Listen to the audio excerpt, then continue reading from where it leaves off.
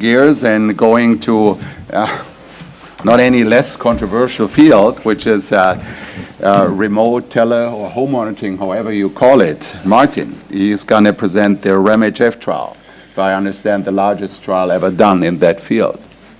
Thank you very much. So great pleasure to show you the data for the first time here. So you're very much aware that despite improvements in therapy, heart failure patients are at risk of death and hospitalization. Many of these patients in North America and increasingly in wealthy European countries have implantable devices such as CRT-D, ICD, CRT-P. A lot of data can be got for free from these devices, and the technology is there to transmit those data from the patient in their home back to a healthcare facility. The key question is, does it actually improve outcome? And there have been many studies in this area, some of them very small, with only around 100 patients, most of the trials. So we thought it was important to do a larger, appropriately powered, pragmatic study, saying using modern technology, can you actually improve outcome for these patients using the data? This is an English-based study. This is before Brexit, by the way, but this is an English-based study. In 9 English hospitals, we recruited a total of 1,650 patients, so an order of magnitude larger than many of the studies in this area. It's very straightforward. We randomized 1-to-1 to usual care for these patients with heart failure and implanted devices versus looking at the data weekly that was available remotely. This is the primary endpoint, which was not really what we were hoping for, I have to say. So there are 2 lines in this graph. Difficult to see that. You can see there the point estimate is right on 1. This did not meaningfully change the combined primary outcome of all-cause mortality or cardiovascular hospitalization, despite having 1,650 patients and a median follow-up of just under 3 years, so a lot of data here. I can also tell you that there were no significant differences between any of our endpoints, primary or secondary, and there were no differences by the characteristics of the patients, and we had pre-specified many different characteristics to look at them.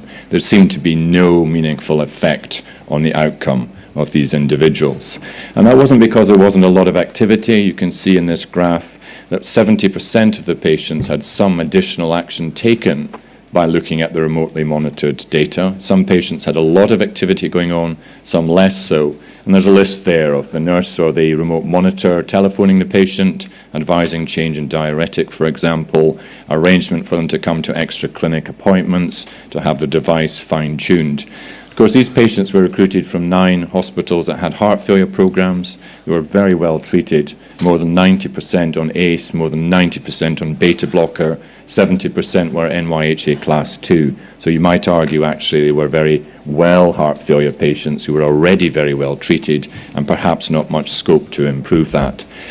So in conclusion, the world's largest study of remote monitoring in the modern era of digital health, we could find no evidence of additional benefit from weekly remote monitoring of these devices.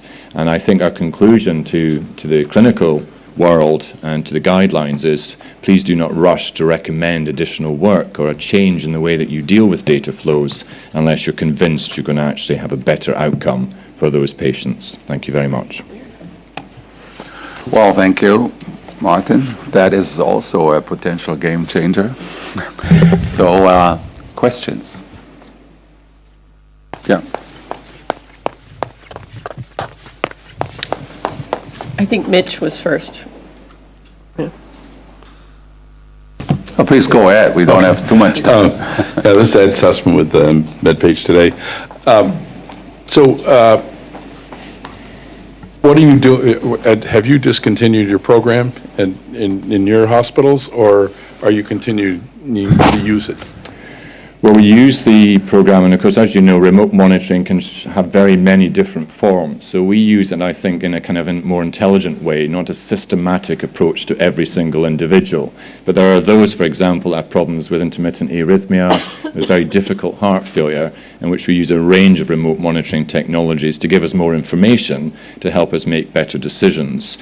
We don't have a systematic program now of everybody that has a device implanted to have weekly looking at the data. But every 3 months, we have that as a routine thing, more for safety reasons. We're looking for serious ventricular arrhythmia and device functionality, but not this, which is what we were testing, very much more looking at data every single week, tweaking their drug therapy, arranging extra appointments. No, we've stopped doing that. And what is the difference in expense to the hospital? And I assume that by not doing this, you're saving some money. Well, it's quite difficult Not because I necessarily. think to do this, you have to restructure the way you use staff. You have to retrain them. And there are actually staff that work in the heart failure programs, but instead of seeing patients face to face, they spend a lot more time looking at data and then interpreting the data. And we're no longer doing that. But of course, we haven't got rid of those staff because we have very busy heart failure programs. But we use them in tasks we know that improve outcome. Up titration of ACE, beta blockers, selection of patients for devices, for example. So I think the real problem is that the politicians love digital health. They think it will reduce healthcare costs and modernize therapy. I think the clinical community is saying we need to examine that. Here is a very large study with multi-year follow-up that has failed to detect any signal of better outcome. It's not worse, but it's just the same as our conventional approach. But before we send out a rest in peace to the world about telemonitoring, well, how do you explain the difference to in-time results? And here's a question for you. Are all devices the same? Is there a class effect for ICD-CRTs? Are these algorithms not hugely different? So you group them all together, and those in in-time could say, well, we followed them up better, more closely, much more data flow. So you just failed to be the better big brother in there than us. Yeah. I think we have to really look into that before we say goodbye to that. I agree with you, but if you actually look at the in-time paper, there's actually not very much contact at all with the patients. The average is 2 contacts per year, and I think it's a little biologically implausible to have a huge mortality reduction by just 2 additional contacts with the patient, and that's not necessarily face-to-face. They claim they see them then every 3rd day. Well, they see data very frequently, but they don't actually interact with the patients in terms of changing their therapy. So it's not just remote monitoring per se that improves outcome. It must be by some mechanism. Sure. And I think Gerhard, who ran that very good study, is also at a loss to explain it. To me, I think it's an outlier. If you look at most of the studies, it's a very consistent message. The outcome seems very similar in terms of using this approach. I think for modern healthcare, perhaps you can reach more patients doing this. The same number of staff can perhaps interact with more patients, but don't promise that you're going to improve the outcome for those patients compared to a conventional approach. So I think it's more about strategy, about policy, but I think it's absolutely appropriate that clinicians don't overpromise on digital data streams, meaning better outcome for patients necessarily. So time. One last question, quick. Mitchell Zola, Cardiology News. It seems to me like the weak link here is what you do with the data that you collect, were the participants, the clinical participants in the study, given any kind of guidance as to this is the best practice to do if you see this particular status of the patient, this is how you should respond? And I'm also wondering, there has been success in remote monitoring or monitoring that's based on fluid volumes of the patient. Do you collect any information that in this trial that address fluid volumes? We had some information on fluid volumes with transthoracic impedance monitoring, but remember, most of these patients are pretty expert. They actually do daily monitoring of their weights and adjust their diuretics. They're modern heart failure patients here. We had a very strong protocol-driven approach to the data.